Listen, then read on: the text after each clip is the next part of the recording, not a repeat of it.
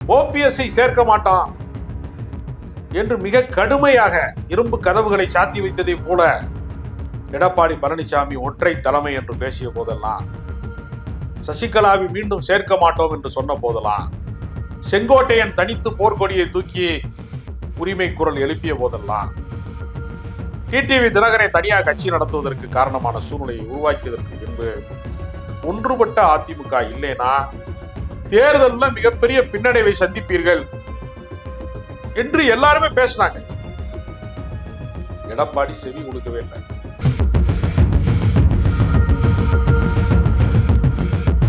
எடப்பாடி ஒரு முதலமைச்சர், அதுக்கு முன்னாடி ஓபிஎஸ் ஒரு முதலமைச்சர், ஜெயலலிதா ஒரு ஓட்டுக்கு 3 முதலமைச்சரா தமிழர்களுக்கு இப்படிலாம் கொடுக்கறது பரிசு. அப்ப கட்சியை எப்படி நீ சிறந்த முதலமைச்சராகவும் தன்னை நிரூபிக்கல, சிறந்த எதிர்கட்சி தலைவராகவும் தன்னை நிரூபிக்கல. இப்ப கொண்டு வந்து நடுத்தருவில் நிப்பாட்டிட்டார், தேர எழுத்து தெருவில் விட்டது மாதிரி விட்டார். என்டிஏ கூட்டணியில் இருக்கிற அன்புமணி ராமதாஸை போய் பார்க்க தெரியுது, தேர்தல் அரசியல்ல வாஷ் அவுட் ஆகி குப்பரை கிடக்கிற கட்சியை போய் பார்க்க தெரியுது, சீமானை போய் பார்க்க தெரியுது. தனக்கு நேரா தீய சக்தின்னு சொல்லி ஸ்டாலின் சார்னு சவால் விட்ட முன்னாள் முதலமைச்சர், இன்றைய எதிர்கட்சி வரிசையில் இருக்கிற திமுகவுடைய தலைவரை போய் பார்க்க தெரியுது. எடப்பாடி பழனிசாமி மட்டும் எப்படி தெரியல? அதை வருஷனா எம்எல்ஏ இருந்தார். இந்த பக்கம் லீமாரோ சொல்லிட்டாங்க, புதுச்சேரியில ஒருத்தர் இருக்காரு, எல்லாம் ஒரே குடும்பம் தானே. இப்ப அரசியலை தீர்மானிக்கக்கூடிய இடத்துல அதிமுகவை உடைப்பதற்கான திட்டத்தை எஸ்பி வேலுமணி செய்கிறாரு அப்படின்னா லீமார் ஹவுஸினுடைய வழியா தான் செய்யறாரு. அதுக்கான பேக்கேஜ் கூட அவங்க தான் செய்யறாங்க.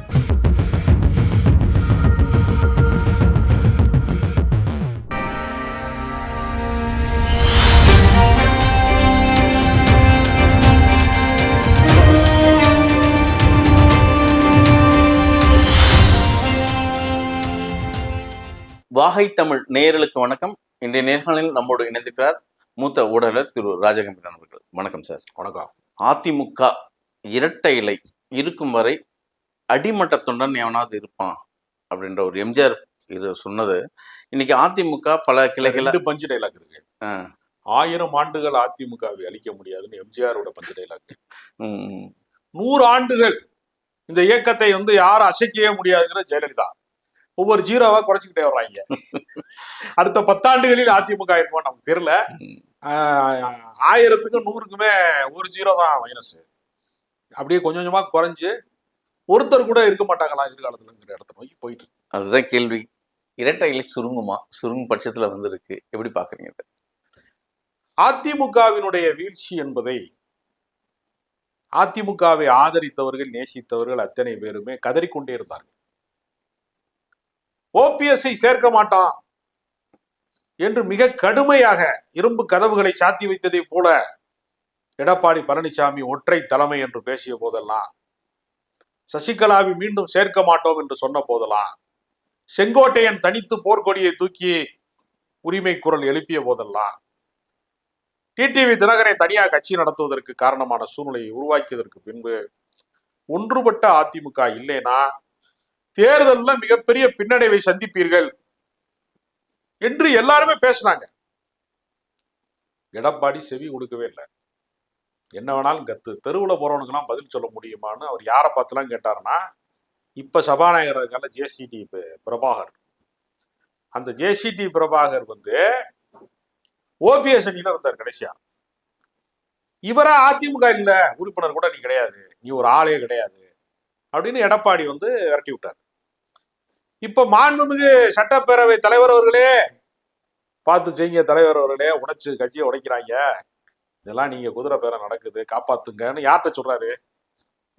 ஓபிஎஸ் அணிகிட்ட தான் சொல்றாரு. பழைய வரலாற்று கணக்குல சொன்னா, அவர் இன்றைக்கு தாவேகாவாக இருந்தாலும் நேற்று கணக்குப்படி அவர் ஓபிஎஸ் அணிக்காரர். ஓபிஎஸ் இங்க திமுக உறுப்பினராக உட்கார்ந்துருக்காரு. யாராவது 3 முறை முதலமைச்சராக இருந்தவர்கள், முன்னணி தலைவர்கள் யாராவது காலங்காலமாக எந்த அரசியல் நிலைப்பாட்டை பேசிக் கொண்டிருந்தோமோ அதற்கு நேர் எதிரான ஒரு நிலைப்பாட்டுக்குள்ளே போக முடியுமா? போனா ஜெயிக்க முடியுமா? போயிட்டாரு, ஜெயிச்சிருக்கிறாரு, எம்எல்ஏ உட்கார்ந்துருக்காருங்க. இப்படி ஒரு நிலைமையை எடுத்தது யார்? இந்த சர்வாதிகாரத்தை நிலைநிறுத்தியது யார்?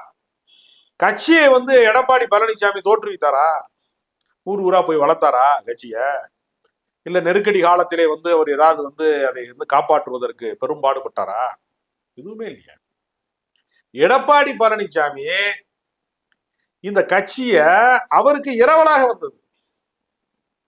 ஜெயிலுக்கு போயிட்டு வர்ற வரைக்கும் கொஞ்சம் பத்திரமா பாத்துக்கங்கன்னு சொல்லிட்டு போனதுதானே தவிர திருப்பி வந்து கேட்டா எனக்கு தெரியாதுன்னா அப்படி. இப்ப நம்ம நீங்க பாத்தீங்கன்னா இந்த ரயில்வே ஸ்டேஷன்ல பஸ்ஸுக்கெல்லாம் நம்ம வெயிட் பண்ணும்போது சில பேர் என்ன சொல்லுவா, சார் இந்த ஒரு நிமிஷம் இந்த பேக்கை பாத்துங்க சார், எதுக்கு போயிட்டு வரேன்ப்பா, வந்தவொடனே பேக் ஓன் பேக் இல்லைன்னு சொன்னா அப்படி இருக்கும். அந்த மாதிரிதான் இது ஒரு அபகரிக்கப்பட்டதுதான். தலைமையை வந்து அபகரிப்பது. எடப்பாடி பழனிசாமி வேணும்னு யாராவது ஓட்டு போட்டுருக்காங்களா முதலமைச்சரா? ஜெயலலிதாவுக்கு போட்ட ஓட்டுல 3 முதலமைச்சர், எடப்பாடி ஒரு முதலமைச்சர், அதுக்கு முன்னாடி ஓபிஎஸ் ஒரு முதலமைச்சர், ஜெயலலிதா ஒரு ஓட்டுக்கு 3 முதலமைச்சரா? தமிழர்களுக்கு இப்படிலாம் வந்து கொடுக்கறது பரிசு. அப்ப கட்சியை வந்து எப்படி நீ சிறந்த முதலமைச்சராகவும் தன்னை நிரூபிக்கல, சிறந்த எதிர்கட்சி தலைவராகவும் தன்னை நிரூபிக்கல. இப்ப கொண்டு வந்து நடுத்தருவுல நிப்பாட்டிட்டார், தேர இழுத்து தெருவுல விட்டது மாதிரி விட்டாரு. இப்ப அவங்க என்ன சொல்றாங்கன்னா ரொம்ப நியாயமா இருக்காங்க அதிமுக. இந்த கேசி வீரமணிங்கிறவர் சொல்றாரு, தேர்தலுக்கு நிறைய செலவு பண்ணிட்டான், எப்படி ரிட்டர்ன் எடுக்கிறது? அது போய் அமைச்சரவையில ஒரு 4 பேராவது சேர்ந்தா தானே ரிட்டர்ன் எடுக்க முடியும், அதுக்கு தான் போறான். எவ்வளவு தெளிவா பேசுறாங்க பாரு. ஆனா கேசி வீரமணி மீண்டும் சம்பாதிக்கத்தாப்பா போறான், நீ வாட்டுக்கு ஏதோ பொது தொண்டுக்கு போறதா தப்பாப்பா நினைச்சிடாத என்னையா அப்படின்னு யாரு சொல்றா? கேசி வீரமணி ரொம்ப ஓப்பனா சொல்றாரு. இந்த வீட்டுல புருஷன் பொண்டாட்டி சண்டை வரும்போது சொல்லுவாங்கல்ல, போய் 4 காசு சம்பாதிக்காம வீட்டுல உட்காந்துருக்க பொண்டாட்டி திட்டும்ல, அது மாதிரியே சொல்றாரு அவரு. நாங்க போய் செலவழிச்சுட்டோம்ப்பா, தேர்தல்ல கொஞ்சம் காசு போய் சரி பண்ணிட்டு வர்றோம் அப்படின்னு கேசி வீரமணி சொல்றாரு. இப்போ கேசி வீரமணி மீண்டும் எடப்பாடி அணிக்கே திரும்பி இருக்காரு. இப்போ இவங்களெல்லாம் ஒரு பணம் சம்பாதிக்கத்தான் தாவேகாக்கு வரோம் அப்படின்ற ஒரு நகர்வுல தான் நகர்றாங்க. தூயாட்சியா 5 அமைச்சர்களும் வாங்குறாங்க. ஆனா இங்க விஜய் வந்து ஊழலற்ற ஆட்சியா இங்க தமிழகம் வரும் அப்படின்றாரு. இதை எப்படி இந்த முரண்பாடு ஏத்துக்க முடியாதா இருக்கு? இல்ல அவருக்கு இது தெரிஞ்சு சொல்றாரா தெரியாம சொல்றாரான்னு தெரியல. நீங்க அந்த கட்சி எப்படி டிசைன் ஆகுதுன்னு ஒரு கேள்வி இருக்குல்ல. தாவேகாங்கிற கட்சி விசிகால இருந்து வெளியேறி ஆதவர்ஜனா உள்ள வர்றாரு. ஐஆர்எஸ் ஆபீசரா இருக்கிறவரு அதை ரிசைன் பண்ணிட்டு தன் எதிர்காலம் என்ன ஆகுங்கிற எந்த அச்சமும் இல்லாம ஒருத்தர் வந்து இறங்குறாரு. அதே மாதிரி பாத்தீங்கன்னா ஒவ்வொரு ஆளா வந்து உள்ள கொண்டு வந்து சேர்க்கிறாங்க. செங்கோட்டையன் அமித்ஷாவின் ஆசையோட வந்து உள்ள இறங்குறாரு. அப்ப நீங்க சுத்தி வளைக்கப்பட்டிருக்கிறாரு விஜய். விஜய் உண்மையிலேயே ஒரு நல்லாட்சி தரணும்னு விரும்பினாலும் நல்லாட்சி தர விட்டுருவாங்களா? அதான் நம்ம கேள்வி. அந்த கேள்வி ரொம்ப முக்கியமான ஒரு கேள்வி. உன்னை சுத்தி இருக்கிறதெல்லாம் யாரு அப்படின்னு ஒரு கேள்வி இருக்குல்ல. இப்ப இவர்கள் வந்து விடுவாங்களா? இப்ப CV சண்முகம் வந்து 350 கல்குவாரி வச்சிருக்கிறாரு அப்படின்னு சொல்றாங்க. ஒவ்வொருத்தருக்கும் வேற வேற பிசினஸ் இருக்கு. அவங்க எல்லாம் வந்து இவ்வளவு தூரத்துக்கு வந்து கட்சியில வந்து சம்பாரிச்சிருக்கிறாங்க. எப்படி தூய சக்தியா இருப்பாங்க அவங்க? நீங்க ஸ்டாலின் ஆட்சியில யாரெல்லாம் போலீஸ் ஆபீசரோ, யாரெல்லாம் தஹசில்தாரோ, யாரெல்லாம் கலெக்டரோ, யாரெல்லாம் ES ஆஃபீஸரோ, அதே ஆளுகளை டிரான்ஸ்ஃபர் தானே பண்ண முடியும். இல்ல எப்படி மொத்தமா அடிச்சிட முடியுமா? தூக்கி பண்ண முடியாதுல்ல. அதே சிஸ்டம் தானே. எப்படி நீங்க நிகழ்த்த போறீங்க? இன்னைக்கு ஒரு 120 பவனை வந்து கொள்ளையடிச்சிட்டாங்க ஒருத்தர் வீட்டுல அப்படின்னு இன்னைக்கு இப்ப சட்டம் ஒழுங்கு சந்திச்சிருக்கேன்னு திமுக பார்த்து சொன்னா, பதவி இருக்கிறதுக்கு முத நாளே ஒருத்தன் போக்சோ சட்டத்துல தாவேகாரன் ஒருத்தன் கைது செய்யப்படுறான். அப்படியே நடந்துகிட்டு இருக்கு. இவங்க என்னென்ன குற்றச்சாட்டு சொன்னாங்களோ அது எல்லாமே நடக்குது. குதிரை பேரத்துல நாங்க ஈடுபடலைன்னா அப்புறம் இந்த நீ நியாயமா என்ன செய்திருக்கணும்? எனக்கு அதிமுக ஆதரவு தர வேண்டும் அப்படின்னு நீங்க பகிரங்கமாக எடப்பாடி பழனிசாமி கிட்ட போய் நீங்க கோரிக்கை வைக்கிறோம்ல. NDA கூட்டணியில் இருக்கிற அன்புமணி ராமதாஸை போய் பார்க்க தெரியுது. தேர்தல் அரசியல்ல வாஷ் அவுட் ஆகி குப்புற கிடக்கிற கட்சியை போய் பார்க்க தெரியுது. சீமானை போய் பார்க்க தெரியுது. தனக்கு நேரா வந்து தீய சக்தின்னு சொல்லி ஸ்டாலின் சார்னு சவால் விட்ட முன்னாள் முதலமைச்சர் இன்றைய எதிர்கட்சி வரிசையில் இருக்கிற திமுகவுடைய தலைவரை போய் பார்க்க தெரியுது. எடப்பாடி பழனிசாமி மட்டும் எப்படி தெரியல? என்ன வன்மம்? 2 வன்மம். அதிமுகவா இல்லது எடப்பாடியா? என்ன வன்மம்னா, ஏற்கனவே முதல் கட்டமாக அதிமுக தான் அவங்க பேச்சுவார்த்தை நடத்தினாங்க, கூட்டணி பேச்சுவார்த்தை.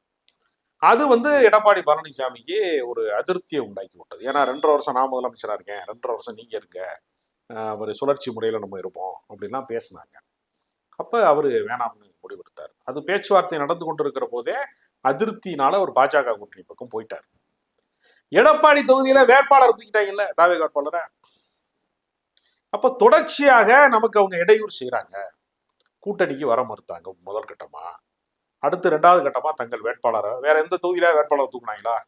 திமுக காரங்களுக்கு தூக்கு தெரியாதா வேட்பாளரை? இல்ல அரசியல்ல எந்த வித்தையும் தெரியாத ஆளுங்களா திமுக இருக்காங்க? கட்சியில இருக்க மொத்த பேரையும் இந்த மாதிரி ஜெயிப்பாங்க தெரிஞ்சா மொத்த பேரையும் கூட தூக்கலாம். சரி, அது அசால்ட்டா விட்டதுதான். இதெல்லாம் இந்த ஓட்டு வந்து பெருசா வந்துராது. சும்மா இந்த மாதிரி கூவுனவங்க எல்லாம் பார்த்துட்டான், வைகோவை பார்த்துட்டான், சீமானா பார்த்துட்டான், திராவிடத்தை ஒழிப்பன்னு சொன்னவங்க எல்லாம் பார்த்துட்டான், எல்லாருமே ஒளிஞ்சுதான் போனாங்க அப்படிங்கிற அசால்ட்டுல அது வந்து ஒரு ஒரு கவன குறைவுல தான் விட்டுட்டாங்க. அவங்க எதிர்பார்க்கல. அப்ப இதெல்லாம் ஒரு கோபம் அவருக்கு. அதனால அந்த கட்சியை வந்து அவர்கள் உடைக்கிறார்கள். முறைப்படியாக நீங்கள் வந்து அவர்களிடத்திலே அழைப்பு விடுத்து பொதுச் செயலாளர் எடப்பாடி பழனிசாமியோட பேச்சுவார்த்தை நடத்தி நீங்க ஆதரவு கோருவது என்பதுதான் முறையானது. இந்த அரசியல் காய் நகர்வு இருக்கு இல்லையா, அந்த நகர்வுல லீமா ரோஸ், ஆதவ் அர்ஜுனா, மார்ட்டின் குடும்பம், இந்த லாட்ரி மாஃபியெல்லாம் ஒன்று சேர்ந்துருக்கீங்க. அதிமுக பிளவுபட்டு லீமா ரோஸோட தலைமையில தான் இங்க தாவேக்காக்கு வராங்க. லீமா ரோஸ் தான் அந்த குதிரை பேரத்துலாம் ஈடுபட்டு இருக்காங்க. இப்படியெல்லாம் ஒரு வார்த்தை இப்போ இருக்கு. இதுல என்ன சூழ்ச்சி இருக்கு? அதுதான் உண்மை. லீமா ரோஸை வந்து அழைத்து கொண்டு வந்ததிலேயே அவர்கள் ஏற்கனவே திட்டமிட்டார். ரொம்ப எளிதானது. தோற்றது திமுக, வென்றது மார்ட்டின் குடும்பம். இப்ப குடும்ப ஆட்சி நாங்கள்ல திமுக பார்த்து. இப்ப மார்ட்டின் குடும்ப ஆட்சி தானே அது. ஒரு ஆதவர்ஜனா எம்எல்ஏவா இருக்காரு, இந்த பக்கம் லீமா ரோஸ் இருக்கிறாங்க, புதுச்சேரியில ஒருத்தர் இருக்காரு, எல்லாம் ஒரே குடும்பம் தானே. அப்ப அரசியலை வந்து தீர்மானிக்கக்கூடிய இடத்துல அதிமுகவை உடைப்பதற்கான திட்டத்தை வந்து எஸ்பி வேலுமணி செய்கிறாரு அப்படின்னா லீமா ரோஸினுடைய வழியா தான் செய்யறாரு. அதுக்கான பேக்கேஜ் பூரா அவங்க தான் செய்யறாங்க. அப்ப இந்த அரசியல் ஆட்டத்தை இதுல விஜயோட பங்கு என்ன இருக்கு? வேடிக்கை பாக்குறதா? நான் முதலமைச்சர் சிவி சண்முகத்தை ஒரு அணி பிரியுது, சிவி சண்முகத்தை போய் பாக்குறாரு. ஒரு விஷயம் புரிஞ்சுக்கோங்க, விஜய்க்கு எந்த அரசியலும் தெரியாது. அவர் என்ன நினைச்சிட்டு இருக்காரு, நமக்கு ரசிகர்கள் கோடிக்கணக்கில் இருக்கிறாங்க, நம்மளை ரசிக்கிறாங்க, கை காட்டுறாங்க, நம்ம முதலமைச்சர் ஆயிட்டா எல்லா பிரச்சனையும் தீர்ந்துரும்னு அவர் நம்பி வந்திருக்கிறாரு. அரசியல் செய்வது அவரா செய்யறாரு? அவர் சுத்தி இருக்கிறவங்க தான் அரசியல் செய்யறாங்க. ஆதவர்ஜனா தான் அறிக்கை வெளியிறாரு. இவரே அறிக்கை விடுறாரா? தமிழ் தாய் வாழ்த்து வந்து 3வது இடத்துக்கு நகர்த்தப்பட்டது, அதுக்கு விளக்கம் யார் சொல்றா? மற்ற கட்சியில யார் சொல்றா?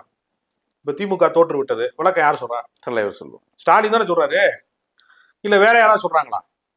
வேற யாரும் சொல்லல. இல்ல அவர் தானே சொல்றாரு. இந்த தோல்விக்கு நான் தான் பொறுப்புன்னு ஸ்டாலின் சொல்றாரா? இல்ல தோல்விக்கு வேற யாரையாவது பொறுப்பு சொல்றாரா? யாராவது கூட்டணி கட்சிக்காரங்களை பொறுப்பு சொல்றாரு? அப்படி இல்ல. அப்ப இவங்க என்ன செய்யறாங்க, அவரை வந்து ஒரு லேபிள், அவரு விஜய்ங்கிறவரு ஒரு லேபிள், உள்ள ப்ராடக்ட் யாரு?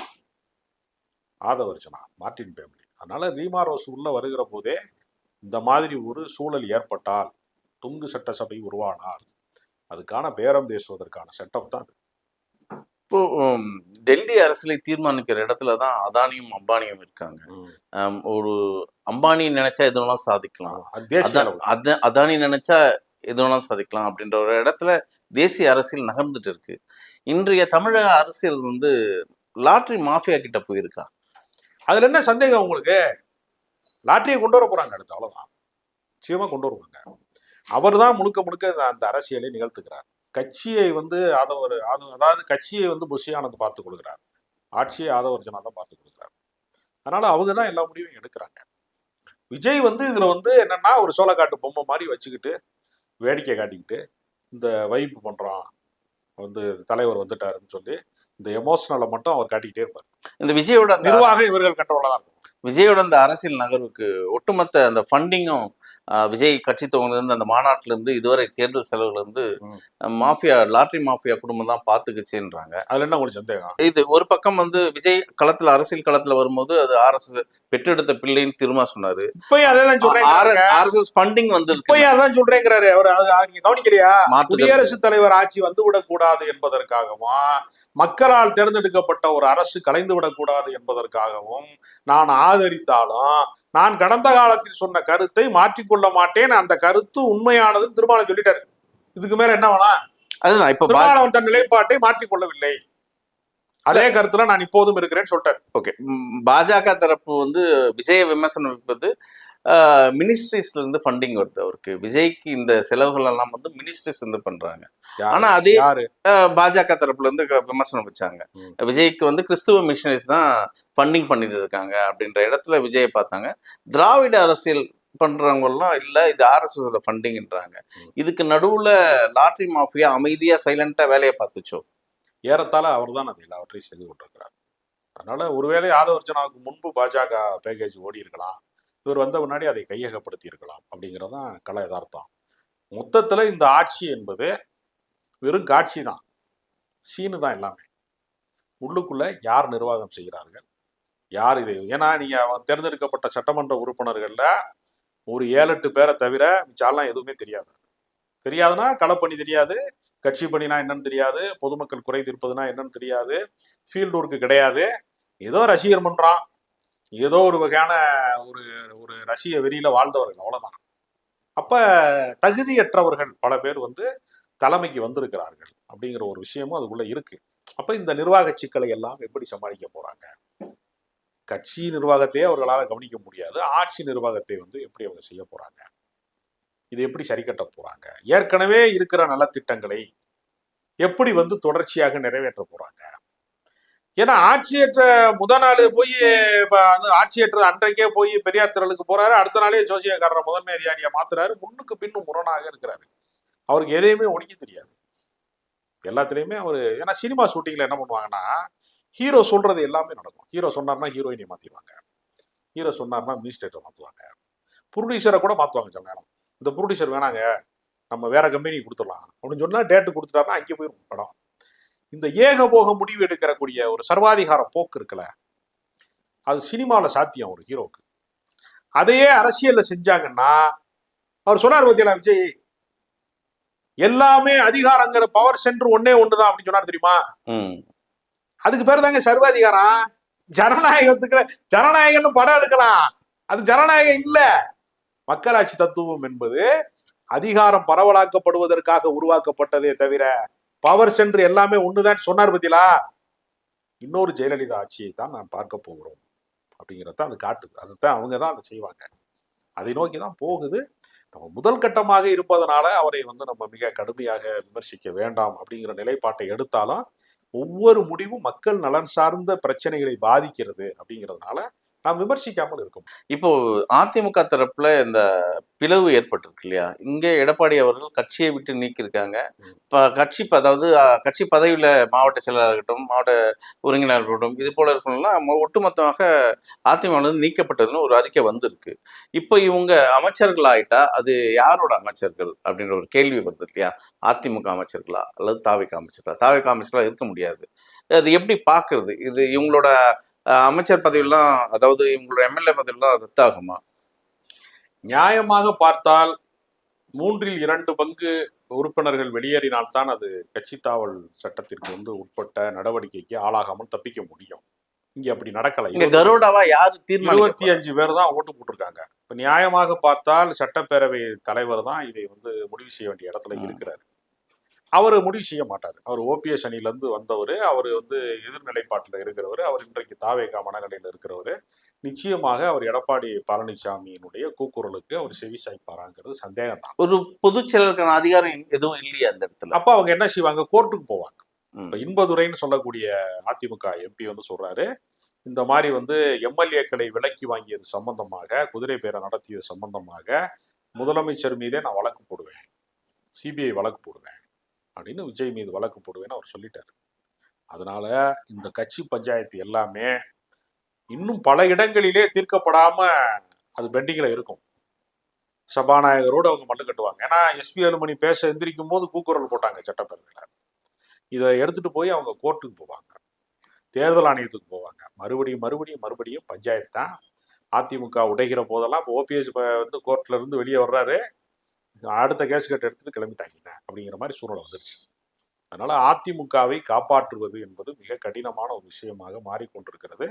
மீண்டும் அதிகாரத்திற்கு அதிமுக ஒரு நாளும் சேராது என்று உறுதியாக நம்புகிறவர்கள் கடைசியாக இந்த அதிகாரத்தை சுவைத்து விட வேண்டும், இந்த கட்சி இருக்கிறதோட சுவைத்து விட வேண்டும் என்று நினைக்கிறவங்க வெறும் எம்எல்ஏ வச்சு என்ன பண்ண போறோம், பேக்கேஜா நம்ம மந்திரியா போயிடுவோம், நமக்கு எல்லாமே கிடைக்கும் நம்புறாங்க.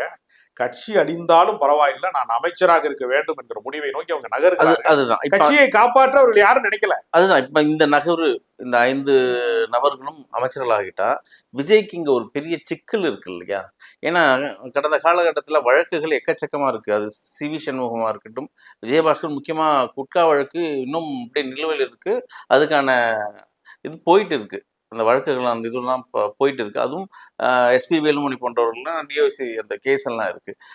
இப்போ இந்த கேஸ் எல்லாம் புதிதாக வந்த அரசு இந்த கேஸ் நடத்தி கொண்டிருக்கும் போது என்ன செய்ய போறாங்க? ஆதரவு தெரிவிப்பாங்களா? அவங்களோட நிலைப்பாட்டை எப்படி இல்ல, நிறுத்த? மத்திய அரசாங்கம் வந்து பார்த்து கொண்டே இருக்கிறது. அவர்களுடைய செயல் திட்டங்களை எல்லாம் இவர்களை எதிர்க்க போகிறார்களா, ஆதரிக்க போகிறார்களான்னு ஒரு கேள்வி இருக்கு. எதிர் நிலைப்பாட்டை எடுக்கிறார்கள் என்றால் அவர்கள் அரசியல் ஆட்டத்தை தொடங்குவாங்க. பாஜகவினுடைய பிடிக்குள்ள தாவேகா இருக்கிற வரைக்கும் தான் தப்பிக்க முடியும். அதற்கு எதிர் அரசியலுக்குள்ள அவர்கள் போகிற போது தாக்கு பிடிக்க முடியாத அளவிற்கு கட்சியை வந்து அந்த கூட்டணியை உடைப்பதற்கான வேலையை அவங்க செய்வாங்க. அப்புறம்தான் நிலைகுலையக்கூடிய ஒரு சூழல் வரும். ஒரு பெரிய ஆட்டத்தை பாஜக தொடங்க இருக்கிறது. கொஞ்ச நாள் விட்டு பிடிப்பாங்க. ஆனால் இது நீடிக்குமா, நிலைக்குமா, சரி வருமா என்பதெல்லாம் பெரிய சந்தேகத்துக்குரியதாக இருக்கிறது. அவ்வளவு எளிதாலாம் ஆட்சி நடத்திட முடியாது. அப்படி விட மாட்டாங்க. மத்தியில் ஆண்டு கொண்டிருக்கிற பாஜக அரசு விஜய் தன் கட்டுப்பாட்டில் இருக்கிற வரைக்கும் தான் ஆளை அனுமதிப்பார்கள். அவர் மீறுகிற பட்சத்துல, ஏன்னா அவர் மீறித்தான் ஆகணும். இப்போ 3வது மொழியை கொண்டு வந்து சேர்க்கிறோம், மும்மொழி கொள்கையை சேர்க்கிறோம்னா அவர் ஏற்றுதான் ஆகணும். எதுக்கலைன்னா திமுக கையில் எடுக்கும், மொழி போராட்டம் மாதிரி திரும்ப கையில் எடுப்பாங்க. நிச்சயமா அந்த ஆட்சிக்கு வந்து ஒரு மிகப்பெரிய நிலை குலைவை ஏற்படுத்துவாங்க. அதனால எதிர்கட்சிகளுடைய கேள்விக்கு பதில் சொல்வது மட்டுமல்ல, தமிழ்நாட்டிலே இவ்வளவு காலமாக கட்டி காப்பாற்றி இருக்கக்கூடிய மொழி கோட்பாடு, சமூக நீதி, நலத்திட்டங்கள் எல்லாவற்றிலையுமே நூல் பிடிச்சது மாதிரி அப்படியே நடத்தி கொண்டு அதை விட ஒரு மேலான ஆட்சியை தந்தால்தான் தப்பிக்க முடியும். ஆனா அப்படிலாம் ஆட்சி நடத்துறதுக்கு நிதி பகிர்வு அளிக்க மாட்டாங்க.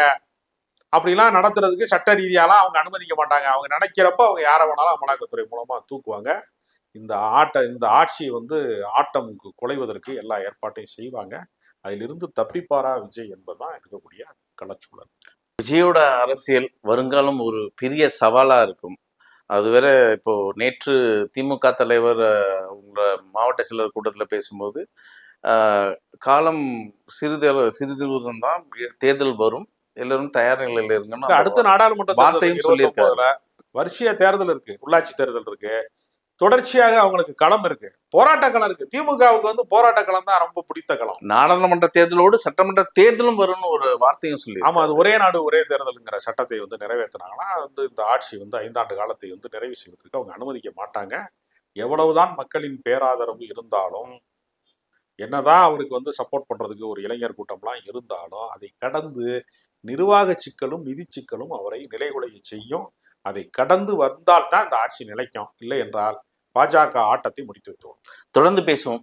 தூய சக்தி தீய சக்தி யார் மக்கள் பார்த்துட்டு இருக்காங்க. உங்கள் நேரத்துக்கு மிக்க நன்றி.